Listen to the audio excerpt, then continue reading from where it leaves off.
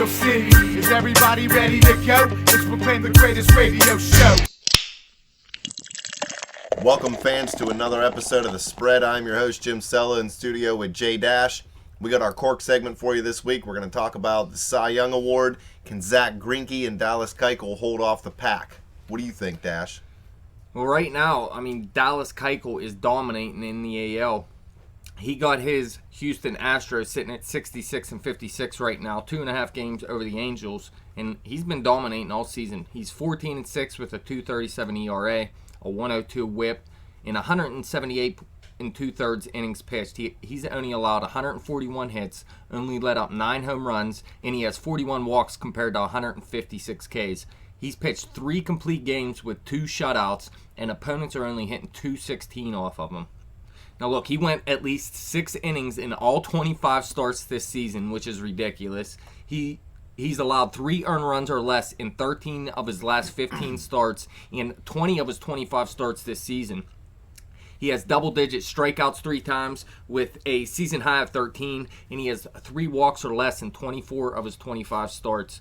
The team is 17-8 when he starts. So really, this is one of the main reasons why the Houston Astros have turned it around this season. He was a good pitcher last season. They needed to get the offense, but they had their ace all along in Dallas Keuchel, and he is shown in again this season. Believe it. Now, the only guy I see contending with him in the AL right now is Sonny Gray. This is a smaller guy, but he is dominating as well, and some of these numbers line up right with Dallas Keuchel. He's 12-5 with a 2.04 ERA, an 0.98 WHIP, and 167 and a third innings pitched. He's only allowed 122 hits, just 10 home runs, and has 42 walks compared to 141 Ks. He also has 3 complete games like Keuchel and 2 shutouts just like Keuchel, and opponents are only hitting .201 against him. Now, the Oakland A's are actually sitting in last place right now, 13 games behind the Houston Astros. So while Dallas Keuchel has the rest of the team to back him up, Sonny Gray actually does not have much behind him. But he went at least 6 innings in 21 of his 24 starts. He didn't go 6 innings in his last start for the first time since May 24th. He's allowed 1 earned run or less in 4 straight starts, 3 earned runs or less in 21 of 24 starts. And his season high of strikeouts is 10. He's allowed 3 walks or less in 22 starts, and his ERA never went above 2.30 at any point this season. So this guy has been consistent all season, consistently dominating, and the team is 15-9 when he starts. So really it comes down to these two in the American League to me.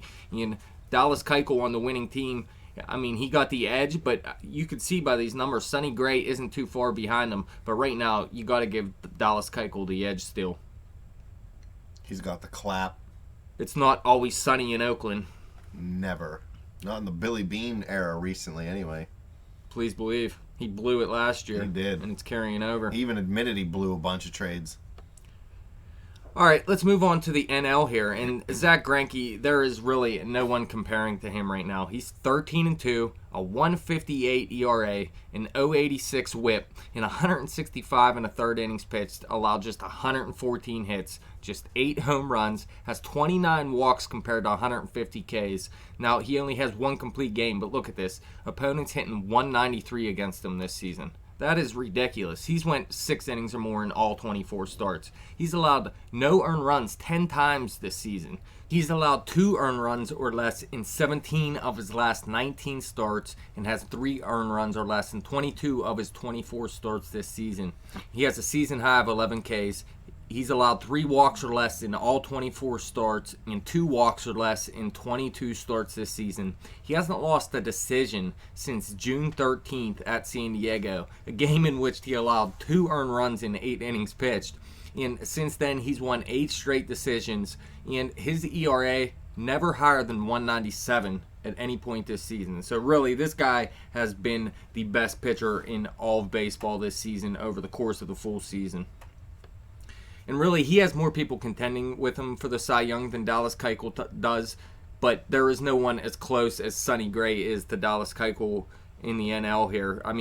You got Garrett Cole. He's 14-7 with a 2.61 ERA, has a 1.14 WHIP.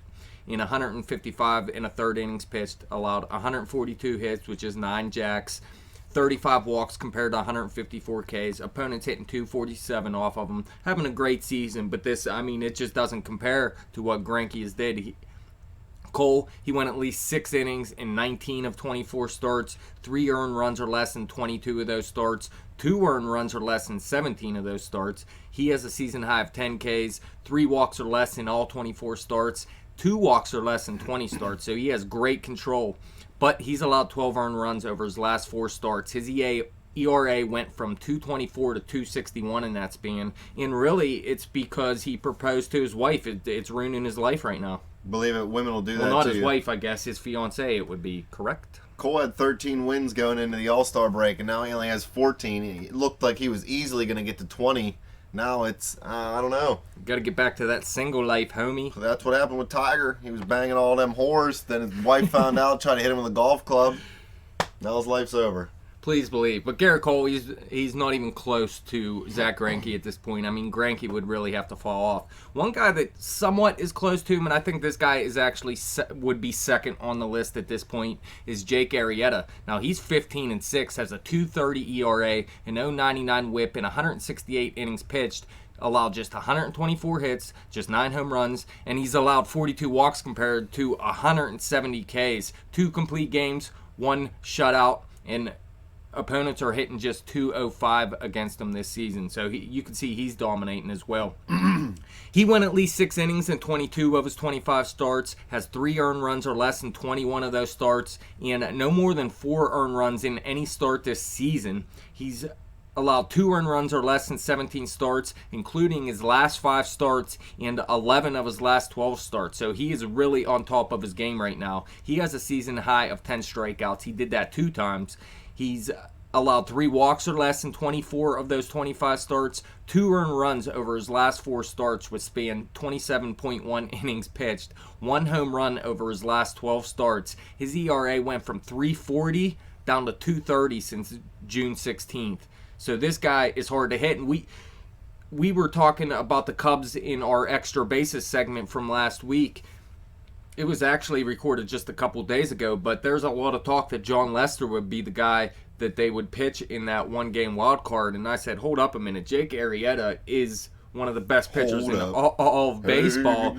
Wouldn't you think you'd have to pitch Jake Arrieta in that game? I mean, this guy has been dominating. You can see right now he might actually be pitching as the best pitcher in the league over his past handful of starts, 4 to 8 starts.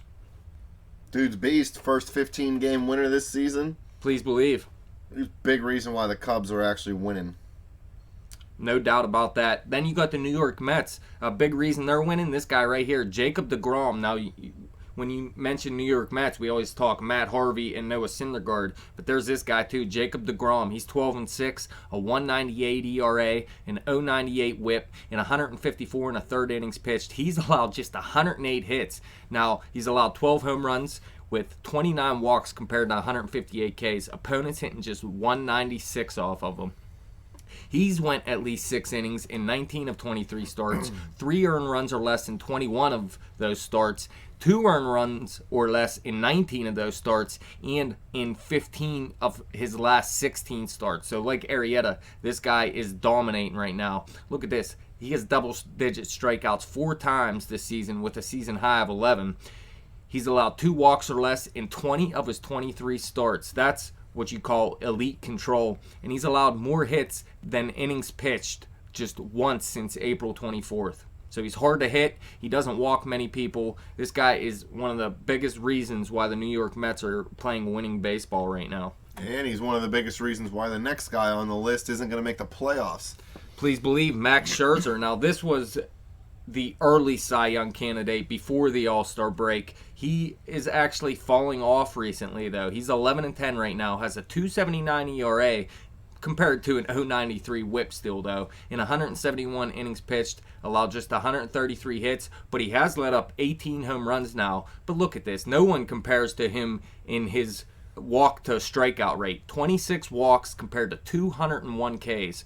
3 complete games, 2 shutouts, opponents hitting just 209 against him.